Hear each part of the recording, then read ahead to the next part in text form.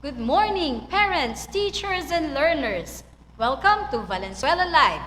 Today is week 4, quarter 1 of General Mathematics. Our topic, key concepts of inverse functions.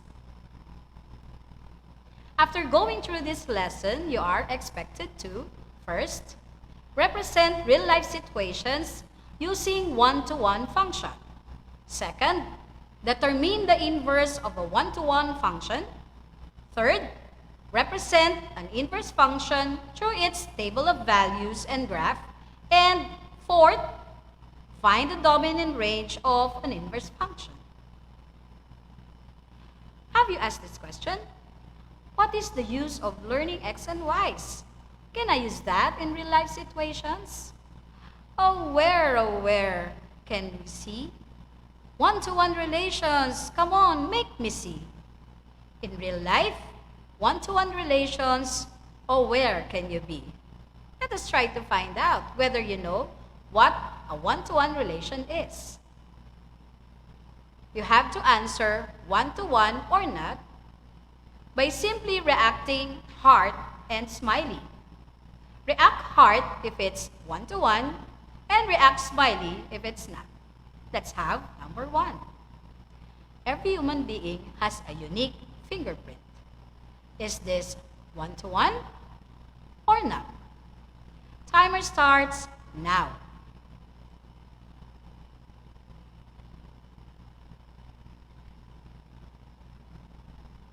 Okay, time is up. What's your answer? If you answered heart, then you are correct. Indeed, for every human being, there is only one unique fingerprint. Let's have number 2. Is this one-to-one or not? A zipper has as many teeth on its left side as on its right side. React heart for one-to-one and a smiley for not. Timer starts now.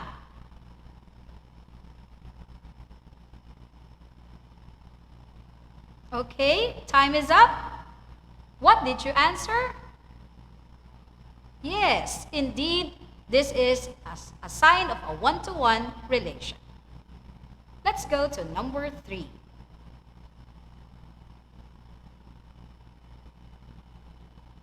Is this one-to-one or not? A mother bakes not only cakes and cookies, but also chicken and pasta in the oven.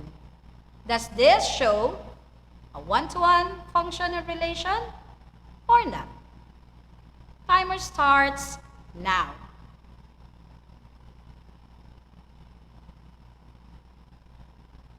Okay, time is up.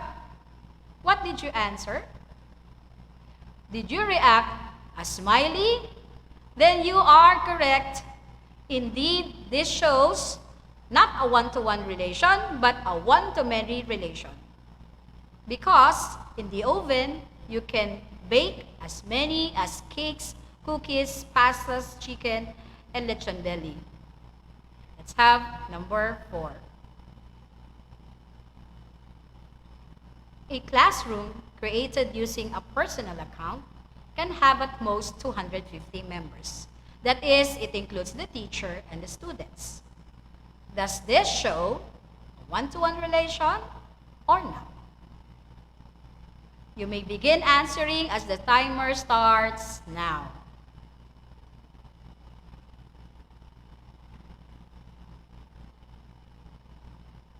Okay, time is up. What's your answer? If you answered a smiley, then you are indeed correct. For every classroom, there are as many people around, teachers and students included. And let's have number 5.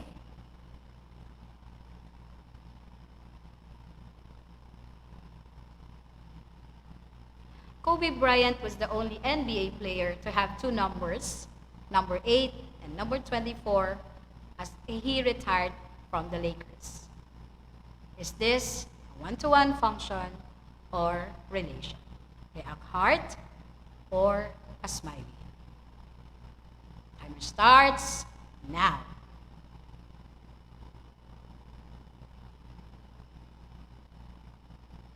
Okay? So what's your answer? You are correct. This is not a one-to-one relation because for one player, there are two numbers associated with him. Okay? So let's go now to the topic, the inverse of a function. A function has an inverse if and only if it is a one-to-one. Let us now find out the conditions in order for us to know whether a function is indeed one-to-one. The first one is a function y equals f of x with domain D is one-to-one only if and only if for every x sub 1 and x sub 2 in D, f of x sub 1 equals f of x sub 2, which implies that x sub 1 is equal to x sub 2. The second condition, each element y or f of x of the range is mapped from one and only one element x of the domain. From this mapping, we can see that the domain containing x values, x sub 1 is mapped to y sub 1 of the y or the range. X sub 2 is also mapped with y sub 2. X sub 3 is mapped with y sub 3. And x sub 4 is mapped with y sub 4. And the last condition, number 3. Oh, by the way, remember though that if we interchange the values of the domain and the range of a one-to-one function, we will get the inverse of the given function. Later on, you will see that in our examples. So again, let's go to number 3. We need to satisfy the condition that if a function is one-to-one, if and only if no horizontal line intersect the graph of y equals f of x in more than one point. This is how it looks like. In the Cartesian plane, there is a line, f of x equals 3x plus 1. And notice that all the broken lines, which are horizontal, does not meet the graph of the function in many points. Okay? Is that understood? Well, let us see if we will understood the three conditions. Let's have this example. If there is an f of x equal to f of y, after going through the conditions, we will have at the end an x equal to y in order for us to know that it is one-to-one. So, let's try this in the function 3x plus 5. Will this be a one-to-one function? Okay. Let's have an f of x equal to f of y. This means that the x in the given function will be replaced by y, so that you will have 3x plus 5 equal to 3y plus 5. After performing addition property of equality, which means we will add negative 5 to both sides of the equation, we will have 3x plus 5 minus 5 equal to 3y plus 5 minus 5. Again, this is because of the addition property of equality. So what do we have? We will now have 3x equal to 3y because 5 minus 5 is 0. So that what remains is 3x equals 3y. Now, applying multiplication property of equality, we can multiply 1/3 to the left side and 1/3 to the right side so that we will have an x equals y. And so, by condition number 1, this function is one-to-one. Let us have example number 2. We are going to determine whether the function x squared minus 1 is one-to-one. Again, for our solution, we will have to find if f of x is equal to f of y. We will simply replace x with y. Thus, we have x squared minus 1 equal to y squared minus 1. To do some arithmetic, we will be following addition property of equality. That is, we will add 1 to the left side and right side of the equation. So we now have an x squared minus 1 plus 1 equal to y squared minus 1 plus 1. Notice that negative 1 plus 1 is 0. And what do we have? By APE, we will now have an x squared equal to y squared. And so, we can conclude that the function x squared minus 1 is not a one-to-one function.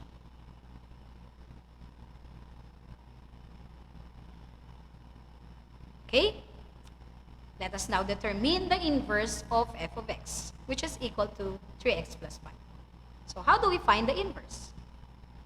We will now have 4 steps. So the first step is, again, we have to replace f of x with y. So, in doing so, our equation becomes y equals 3x plus 5. Step 2, we have to interchange x and y. Thus, we will now have x equals 3y plus 5. Step 3, we are to solve for y in terms of x. So, if we have an x equal to 3y plus 5, then by adding negative 5 to both sides of the equation, we will now have 3y plus 5 minus 5 equal to x minus 5. And thus, we now have 3y equal to x minus 5. What we wanted is y. Thus, by applying multiplication property of equality, we will now divide both sides by 3. And so, we will have, okay, of course, you can do multiplication property of equality here. You just multiply 1/3 to both sides of the equation. That's the same thing as what I have mentioned a while ago. So, in performing this operation, then we will have a y equal to x minus 5. And the last step, we will replace y with f raised to negative 1 of x, meaning our y equals x minus 5 over 3 becomes the inverse of f of x equal to 3x plus 5. Did you get that? Okay, let's have another example. Let us now determine the inverse of the function 1 over x minus 2.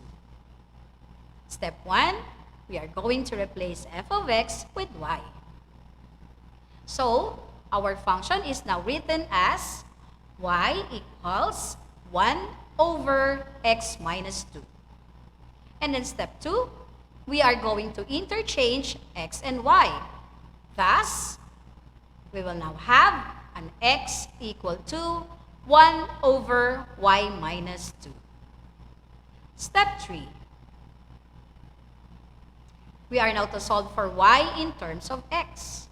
So, since we have an x equal to 1 over y minus 2, then we can multiply y minus 2 to both sides of the equation so that we will have an x multiplied to the quantity y minus 2 equals 1.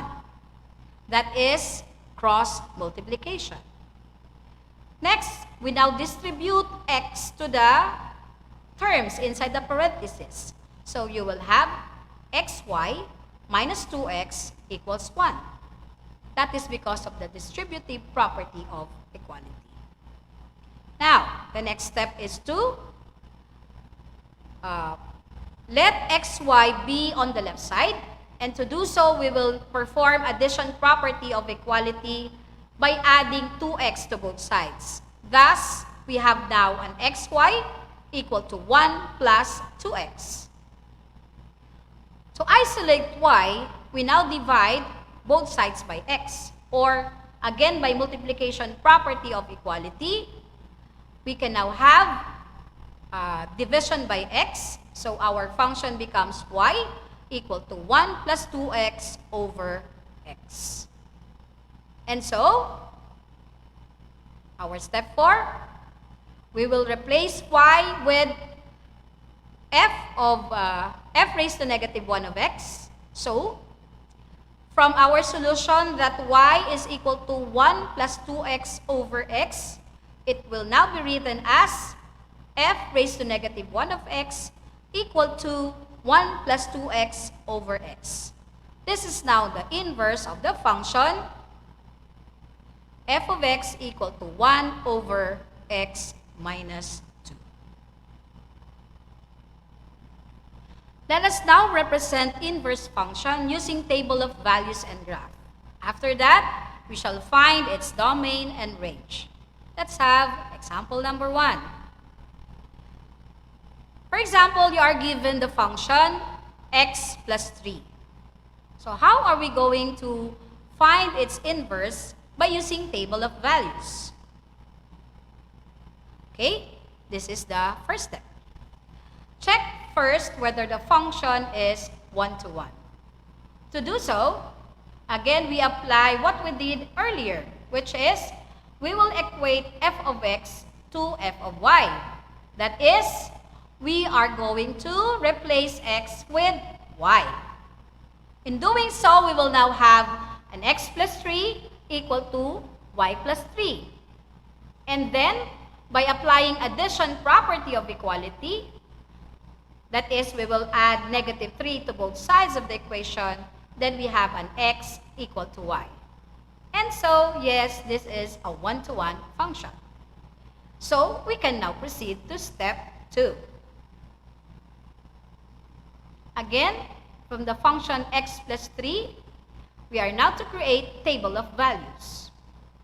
So let's say we assume values of x which are negative 2, negative 1, 0, 1, and 2. In order to find f of x, we shall replace x in the function by these values. Example, for the first one, we have x equal to negative 2. So replacing x by negative 2, we will have negative 2 plus 3 equal to 1. Thus, our f of negative 2 is equal to 1. We do this again for the remaining values of x. So if you have f of negative 1, then this would be equal to negative 1 plus 3, and that is equal to 2. So our f of negative 1 equals 2.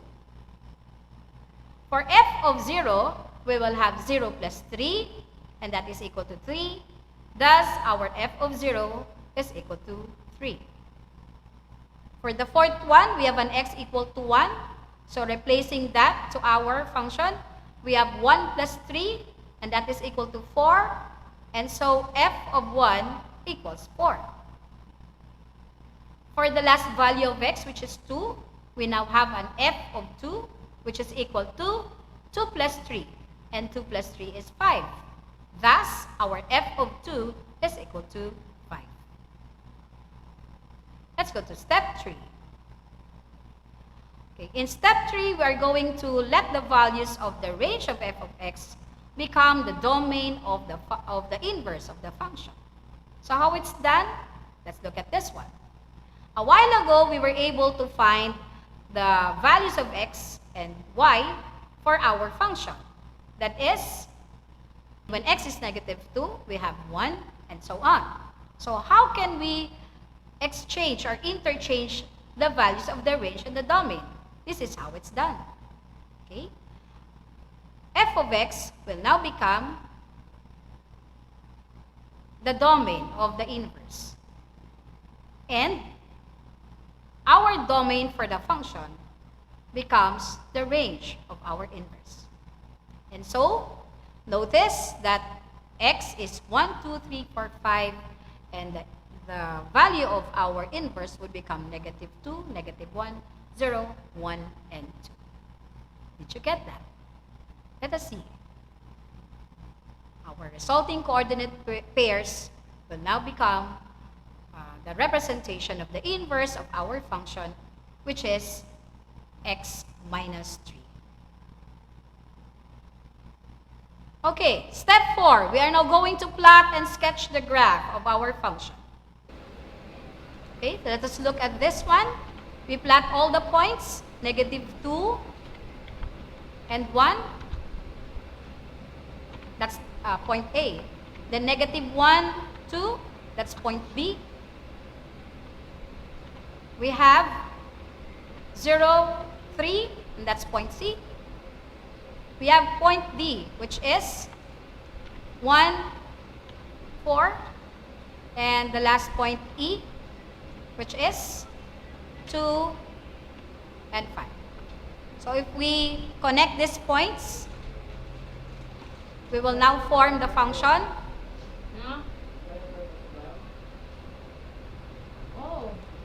Okay? So our function again is f of x equal to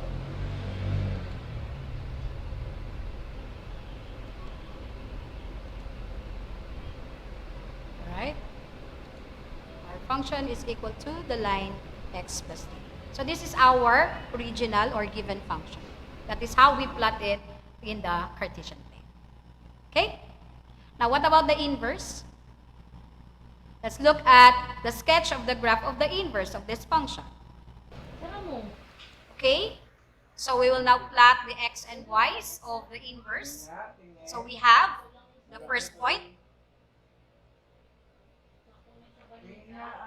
Okay, that is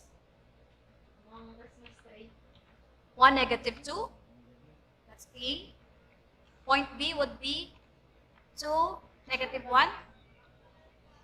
Point C, we have 3 and 0. And then point D would be 4 and 1. And then the last point, E, would be 5 and 2.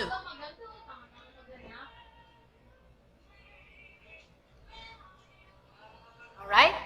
So if we connect these points, then we will have the equation of our inverse, which is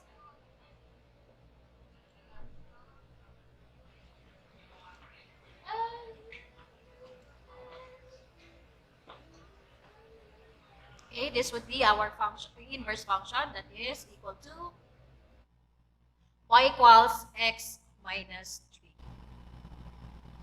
Okay? So, let us now see what's the domain and range of the following function. So, as you can see in the graph, the function x plus 3, which is colored violet, and the inverse g of x is equal to the red line, which is x minus 3. Now, the broken line represents the line y equals x. The line y equals x is a mirror.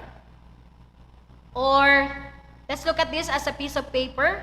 If you fold the paper along the broken line, then the line x plus 3 and the line x minus 3 should coincide. And that is how we illustrate inverse function. Okay? So, step 5. What would be the domain and range of the function x plus 3? From the graph, we cannot see any point that the line does not pass through. And which means for all values of x running through the negative axis down to the positive x-axis, we can see any real number. And for the range, which means we're going to look at values from the negative y-axis up to the positive y-axis, we do not see any restrictions. That means our y can be any real number. Did you get that? Have you absorbed the steps from 1 to 5? Then let's have the next example. Let us have example number 2. In the second example, g of x is equal to 1 over x plus 2. Okay, so in the first step, as I mentioned, you have to check whether the function is 1 to 1. So, we will just use g of x equals g of y, meaning we will replace x with y, so that we will have 1 over x plus 2 equal to 1 over y plus 2. And if we cross multiply, we will have an x plus 2 equal to y plus 2. And yes, x equals y. Thus, this function, g of x, is 1 to 1. So if that is the case, then we can proceed with step 2. In step 2, we are to create table of values. So, let us assume values of x which is equal to negative 2, negative 1, 0, 1, and 2. And for g of x, we shall solve for the values of g of x by replacing x with the given values. So, for g of negative 2, we have 1 over negative 2 plus 2, which is equal to 1 over 0. And that is undefined. So, we will write an undefined value for an x equal to negative 2. When x is negative 1, we will have 1 over negative 1 plus 2, which is equal to 1. For g of 0, we will have 1 over 0 plus 2, which is equal to 1 half. And so we have 1 half for g of 0. Next, we have g of 1. So replacing 1, we will have 1 over 1 plus 2, which is equal to 1/3. So g of 1 is 1/3. Next, we have g of 2, meaning we will replace x by 2. So we will have 1 over 2 plus 2, which is equal to 1/4. Okay? After that, we shall also interchange the values of the range of g of x and make the domain of the inverse of the function. So again, let us look at the table. We have an x equal to negative 2, negative 1, 0, 1, and 2. And for our g of x, we have an undefined term, which is 1 over 0. Then 1, 1 half, 1/3, and 1/4. So, by the interchanging of values, we will now have this table. An x equals 2, you will get g of the inverse, which is negative 3 halves. Then, for an x equals 1, our value of the inverse would be negative 1. For an x equals 1 half, we will have 0. For an x equals 1/3, we will get 1. And for an x equals 1/4, we will get 2. Okay, so the resulting values here will now represent the inverse of our function, which is equal to 1 minus 2x over x.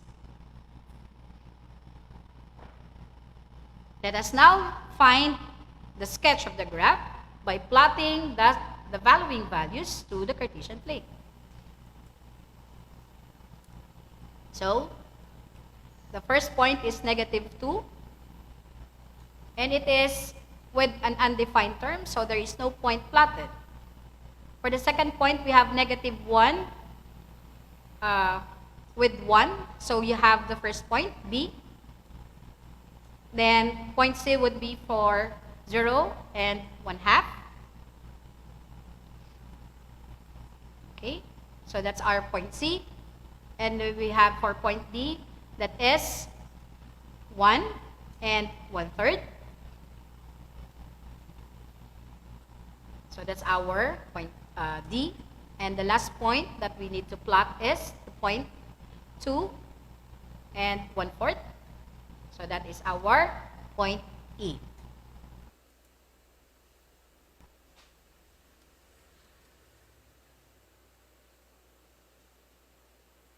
Be able to see the graph of our function g of x equal to 1 over x plus 2. Okay? So this is how our function looks like in the Cartesian plane. Notice that there is a gap at the line x equals negative 2. Because as you can see, when we place negative 2 in the equation, we got an undefined term. Thus, at the line x equals negative 2, our graph tends to be asymptotic, meaning it approaches -2, but it will never reach the point where the function reaches x equals -2. Okay? So, let's see the inverse. The inverse is the function 1 minus 2x over x. So, let us plot the points. The first point is 2 and -1/2, -3/2, I mean. So, that's your point A. Next, we have 1 and -1. The third point would be with coordinates 1/2 and 0.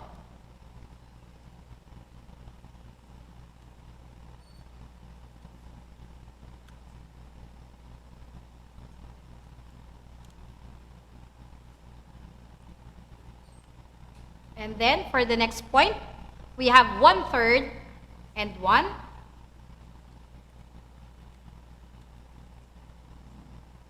So that's point D. And our last point, E, would be 1/4, 2. Okay, so again, as you can see, as we connect the points A, B, C, and D, we will be forming the graph or sketching the graph of our inverse, which is 1 minus 2x over x.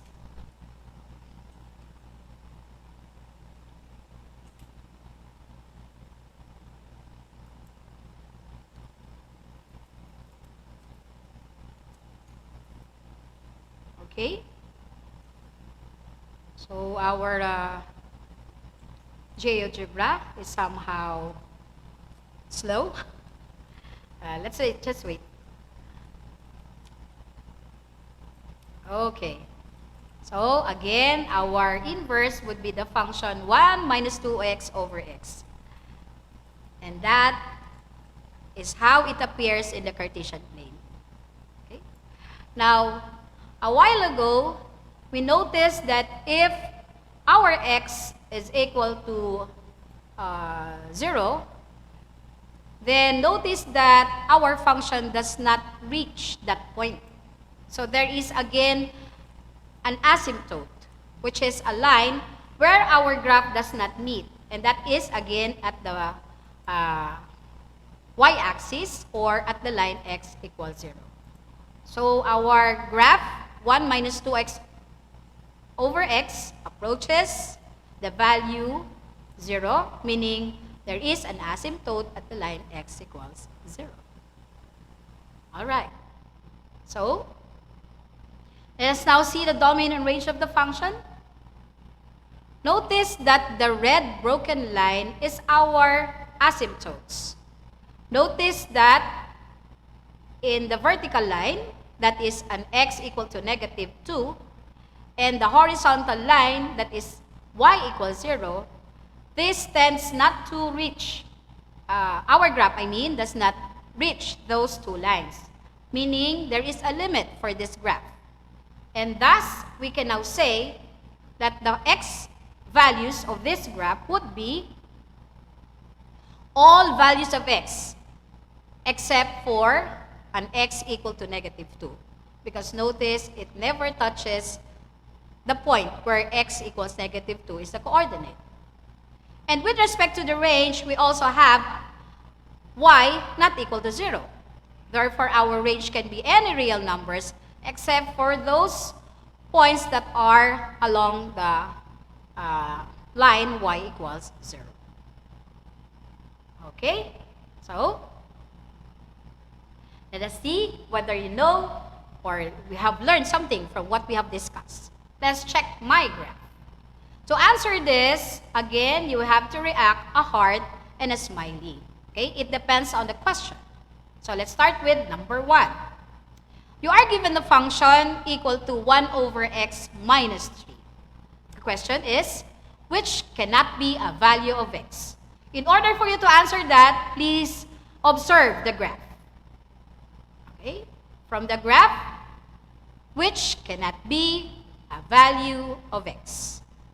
React heart if it's equal to 3. And react smiley if it's equal to 0. Timer starts now.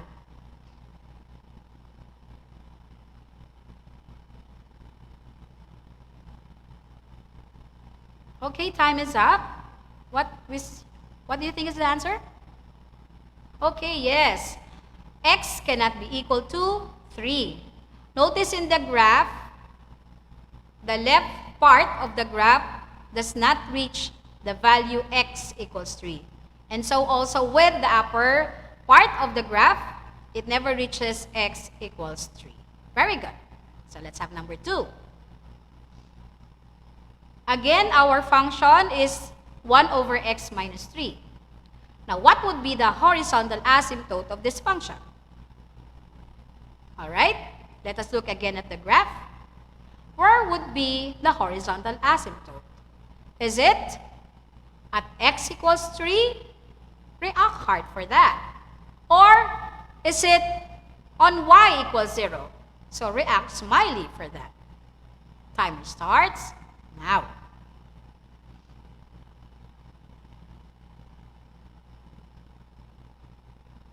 All right, time is up. What did you get for an answer? Okay, since we're talking about horizontal asymptote, then we will be looking at the horizontal line. And that is at y equals 0. Very good. Let's have number 3. Again, we have the same function. F of x equals 1 over x minus 3. And the question is, you are going to find out what is the vertical asymptote of this function. So, observing the graph again for the function 1 over x minus 3, what is the vertical asymptote? Is it at the line x equals 3 or at the line y equals 0? React heart or smiley? Timer starts now.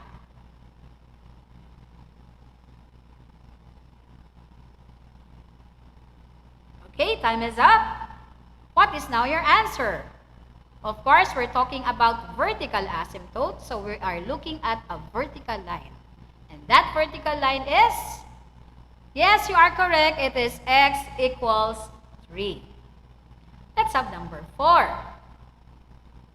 In number 4, from the given function again, you are now asked which of the graphs is the inverse of the function.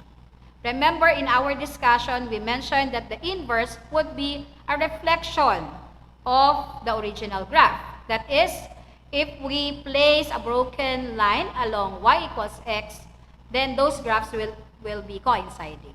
So let's find out which of these graphs would be the inverse of the function. First, is it at the function 1 plus 3x over x minus 3? Or is it on f of x equals 1 plus 3x equals x? So react heart if it's the first graph, or react smiley if it's the second graph. Timer starts now.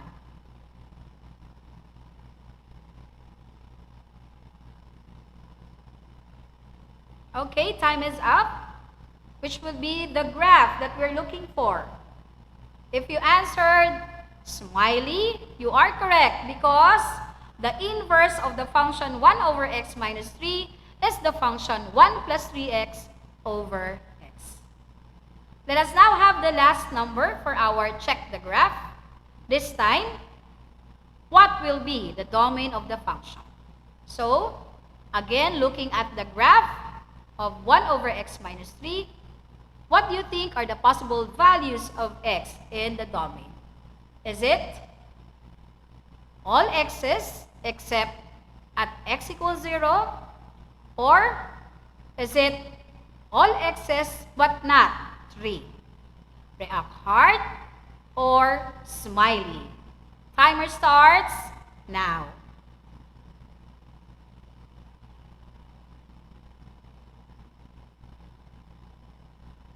Okay, have you decided? Is it the first or the second one? If you answered a smiley again, then you are correct.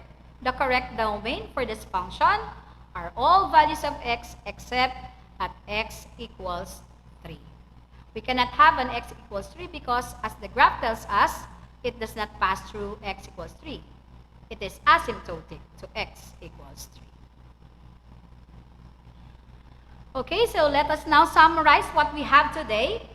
First, we have the domain and range of a one-to-one function, and whenever we interchange them, the resulting function is called an inverse. Remember that inverse functions only exist for one-to-one functions.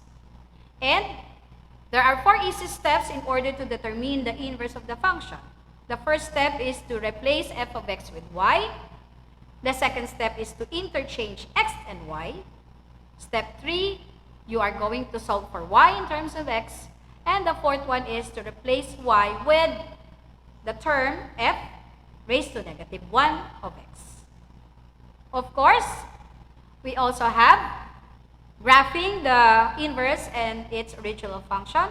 So if you are given table of values for the original function, we can also get the table of values of the inverse function by interchanging the values of the independent and dependent variables.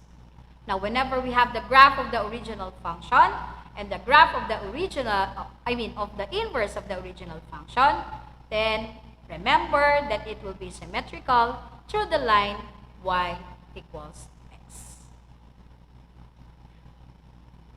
Okay, let's go over now to some frequently asked questions.